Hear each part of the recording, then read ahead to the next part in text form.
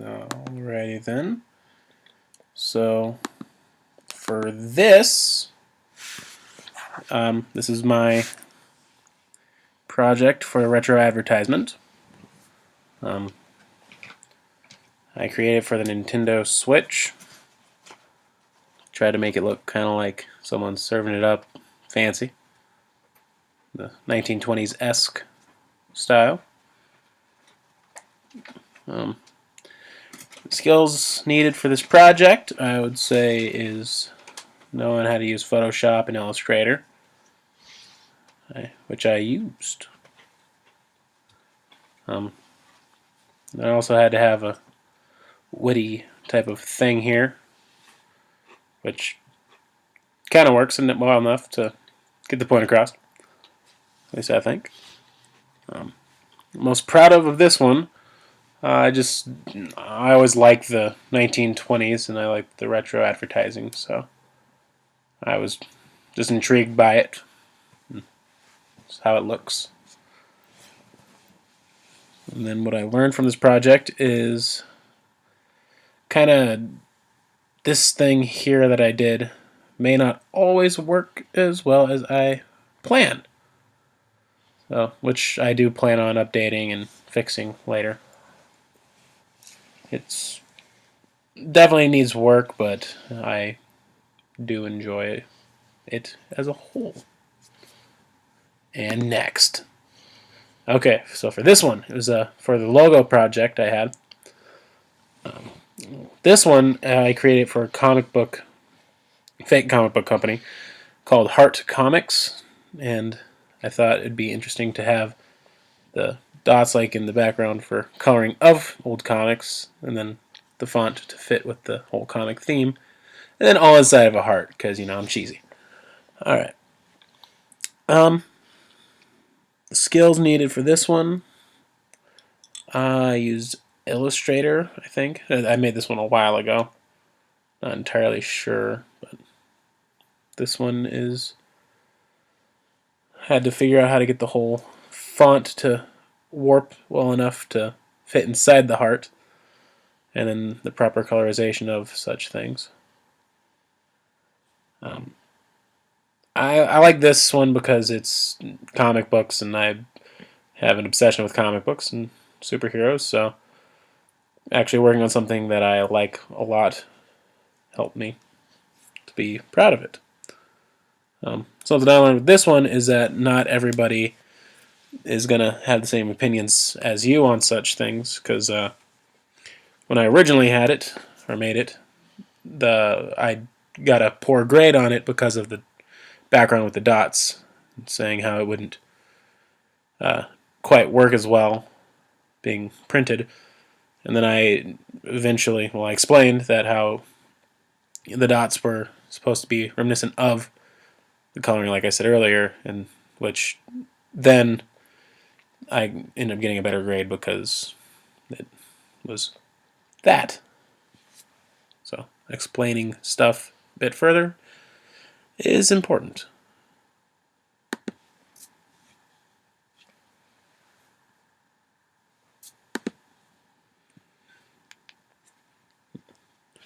Okay, so for this one, this one is a photo that I took and edited. Oh, nope, not that. This one. All right. Yeah, difficulties. All right. So, with this one, I would say I'm not entirely sure what this project was for. This is Change of Emotion. So it's that project. I think it's supposed to be the motion and the lighting, but not entirely sure. The skills with this one was, proper photography, taking proper angles and getting the backgrounds right, then the lighting and figuring that out with it as well, and getting the shadows and contrasts of everything. And I'm most proud of is this is one of the first, I think, it's the first photo thing I did where I ended up editing and doing everything with that, and I've grown from it, but it's definitely something I was proud of. It's all there. Okay. So, this one is the digital painting. So I was supposed to recreate a painting, which this one is the Lovers 2. And we're supposed to make that. The skills that I needed with this one was just proper emulation of the entire thing, and then just figuring out the proper shading, coloring, and then just precisely doing as much as I can to the thing and making sure that it looks good. What I learned was pretty much patience, because it took me forever to get this thing made to the as much as it is, and that I just really got impatient with part of it, and ended up kind of rushing it a bit, especially around here. But another one I do feel like I should touch up for the future, and which I will do, but it is one that I do enjoy. And this one is my first illustration design thing that I just made for a class long ago. I don't even remember what it was for at all either. But with this one, though, I really didn't have anything. I didn't know what I was doing at all. I just kind of had the idea and just went with it. So this was kind of the first exploration of what it is to design and what I'm supposed to do without even really knowing what I was doing. But I found proper colors and such, and supposed to make things look a certain way, so I did that. I like this one. It's not really the greatest, but it is something I do keep in mind, because it's kind of my driving force for learning and growing and doing better. And here.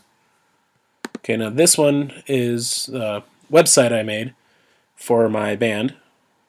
We're not actually using this, but for now, but it is an idea.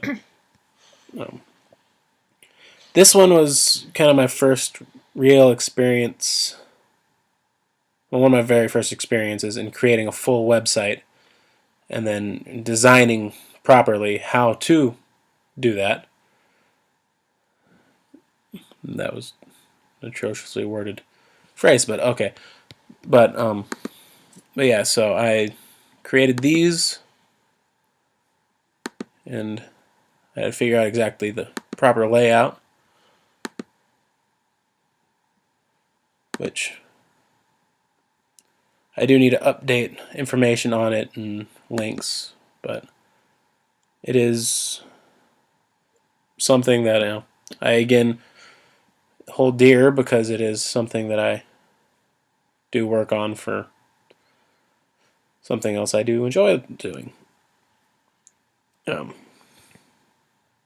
I learned with this one was that don't try to go glamorous, because it may look cool, but it is not functional. But yeah, so that is what I've learned with all of these.